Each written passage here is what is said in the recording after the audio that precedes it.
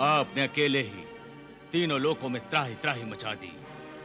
मेघ गर्जना करने वाले अपने अमेघ रथ पर सवार होकर ब्रह्मा जी से प्राप्त शक्ति, धनुष बाण धारण करके और कवच पहनकर आप जब रणभूमि में जाएंगे तो राम लक्ष्मण के धनुष बाण तिनके के समान हवा में उड़ जाएंगे।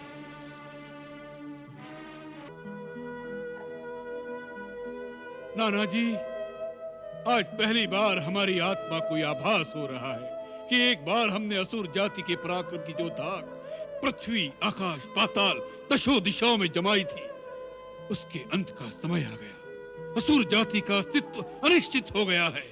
नहीं,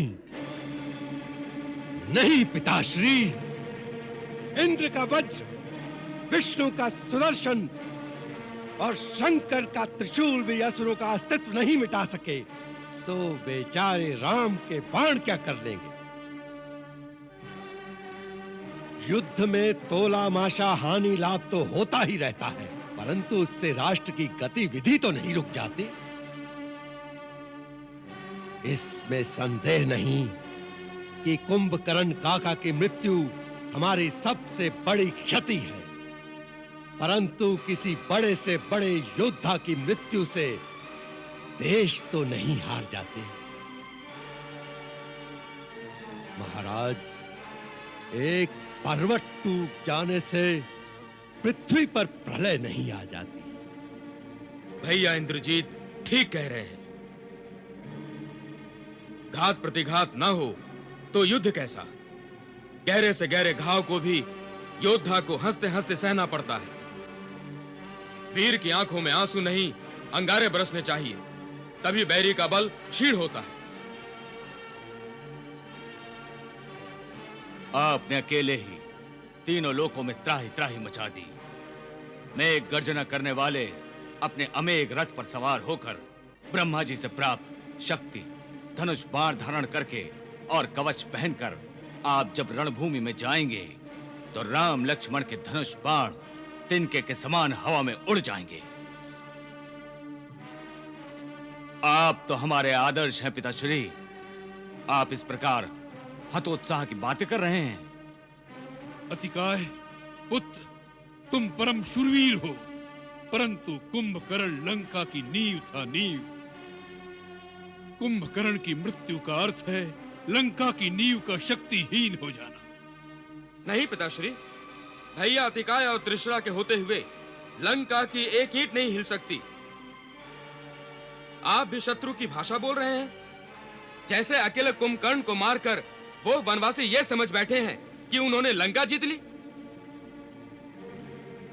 देवांतक नाम है मेरा। देवों की शक्ति का अंत करके देवांतक नाम पड़ा है पिताश्री। मैं वचन देता हूं आपको कि मैं राम लक्ष्मण का अंत करके नया कीर्तिमान स्थापित करूंगा।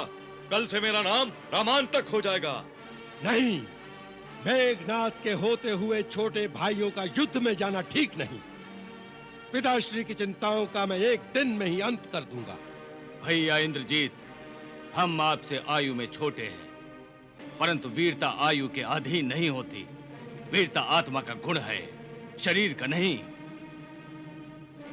हम चारों की प्रार्थना है आप पिताश्री के पास रहें। हम चारों भाई, मैं, देवांतक, नरांतक और त्रिशरा, आज युद्ध को निर्णायक स्थिति तक पहुंचा देंगे। आप हमें सैन्य बल के साथ शत्रु पर टूट पड़ने की आज्ञा दीजिए पिताश्री। राजकुमार अतिकाय ठीक कह रहे हैं महाराज। हमें विश्वास है इन महाबली महाभट्ट महारथियों के बाद कल युद्ध की आवश्यकता ही नहीं रह जाएगी। अतिकाय, त्रिशिरा, नरांतक,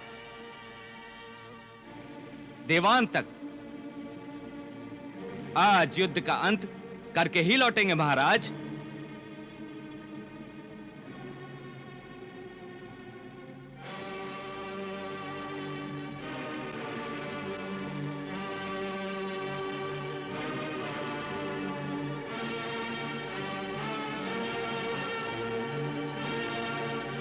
अतिकाय, त्रिशिरा, नरांतक, देवांतक आज तुमने हमारे हारे हुए मन में नई उमंग, नया उत्साह भर दिया है। जाओ, आज सारा संसार रावण के इन महाबली पुत्रों का पराक्रम देखे। जाओ, आज दशों दिशाओं में असुरों का जय घोष गुंजा दो। सेनापति कंपन, सेनानायक, प्रमुख सेनानायक, आप सब राजकुमारों के साथ अपनी अपनी सेना लेकर जाओ, ताकि कोई शत्रु योद्धा उन पर छुपकर पीछे से आघात न करे। इस बात का विशेष ध्यान रखा जाए। जाओ और उन वनवासियों को समाप्त करके आज लंका की विजय का शंखनाद करते हुए वापस आना। जाओ।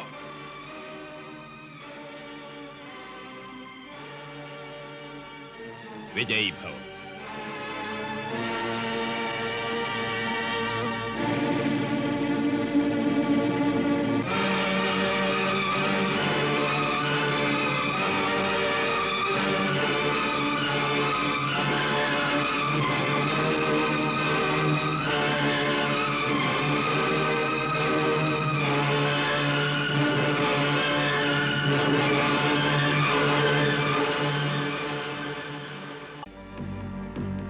तुम महाराज से मिलना चाहते हो? हाँ। दूत को शस्त्र की आवश्यकता नहीं होती, अपनी गदा यहीं रख दो।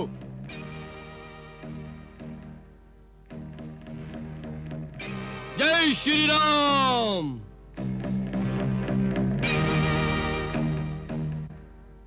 ये तो राजकुमार अंगद की गदा है, इसका क्या संकेत है?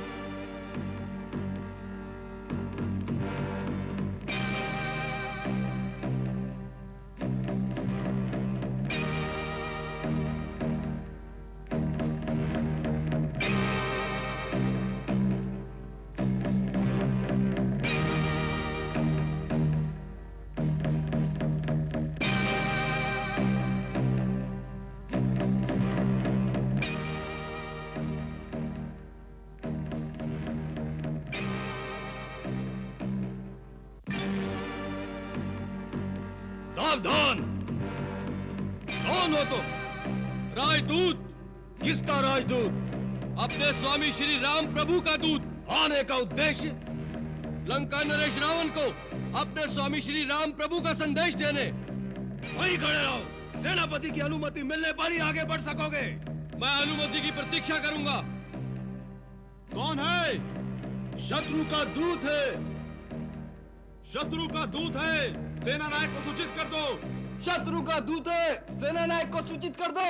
शत्रु का दूत है, सेना नायक को सूचित कर दो। शत्रु का दूत है, सेना नायक को सूचित कर दो।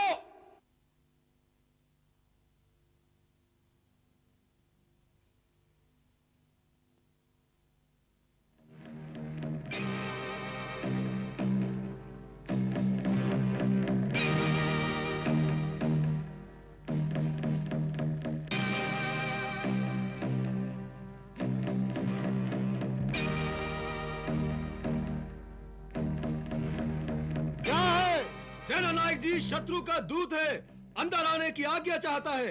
आने दो, परंतु उससे कहो कि अपनी सेना को पीछे लौटा दे, तत्पश्चात द्वार खोले जाएंगे। अपने सैन्य बल से कहो कि पीछे हट जाएं, फिर नगर का द्वार खुलेगा।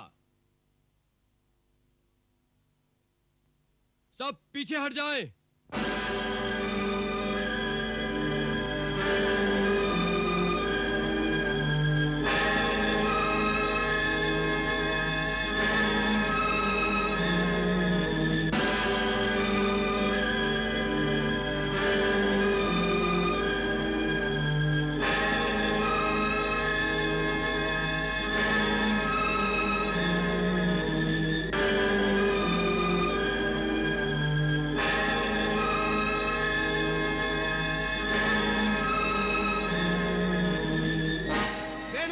चली गई है, द्वार खोल दिए जाए।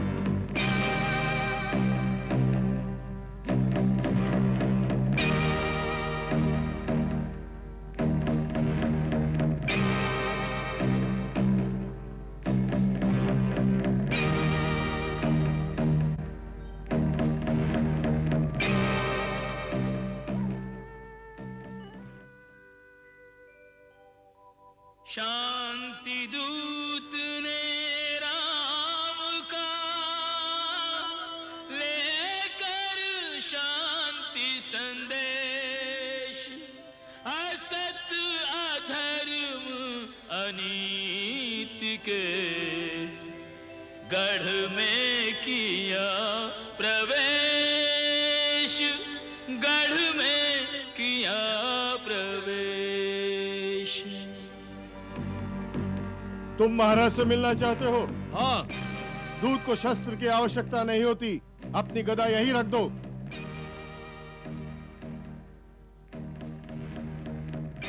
जय श्री राम।